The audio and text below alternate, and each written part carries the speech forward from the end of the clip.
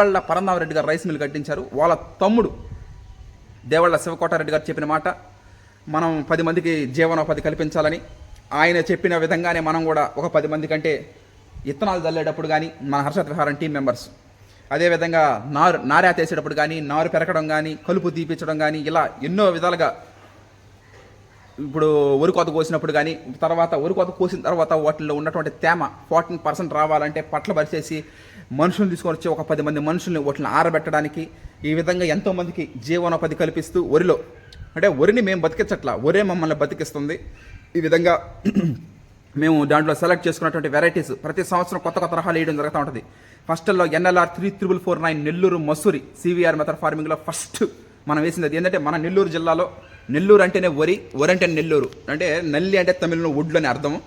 ఆ విధంగా NLR 3449 నెల్లూరు మసూరి వేయడం జరిగింది. తర్వాత BPT 5204 Samba Masuri, MT 1010 cotton సన్నాలు, BPT కాకుండా GNM 1638, అదేవిధంగా NLR 3449 నెల్లూరు మసూరి ఫస్ట్ వేసింది అది.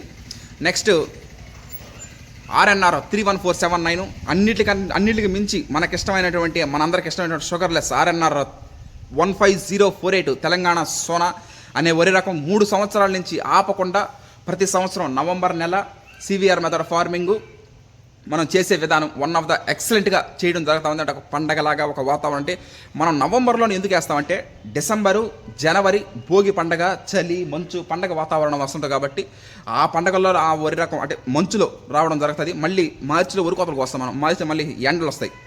ఆ విధంగా వాతావరణానికి అనుకూలంగా మనం వరి రకాలు వేసుకొని దాని ప్రయోజనం పొందాలా.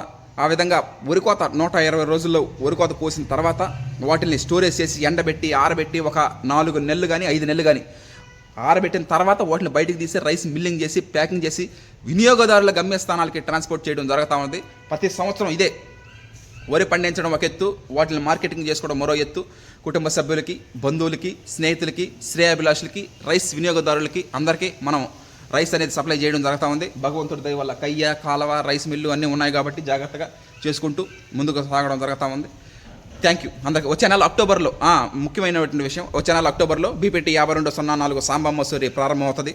అదేవిధంగా నవంబర్ నెలలో RNR 15048 Telangana Sona CVR method ఫార్మింగ్లో ప్రారంభమవుతుంది. వాటితో పాటుగా ఈ KNM 12368 చెన్నమాధవన్ దామోదర్ రాజు గారు చెప్పిన ప్రకారంగా ఆ వరి సాగు కూడా చేయడం జరుగుతుంది. Watch and enjoy. రాబోయే మార్చ్ 2025 మార్చి దాకా, అంటే నెక్స్ట్ ఇయర్, అప్పుడు దాకా మన జీవన ప్రయాణం వరి సాగులో కొనసాగుతుంది. Okay, thank you all.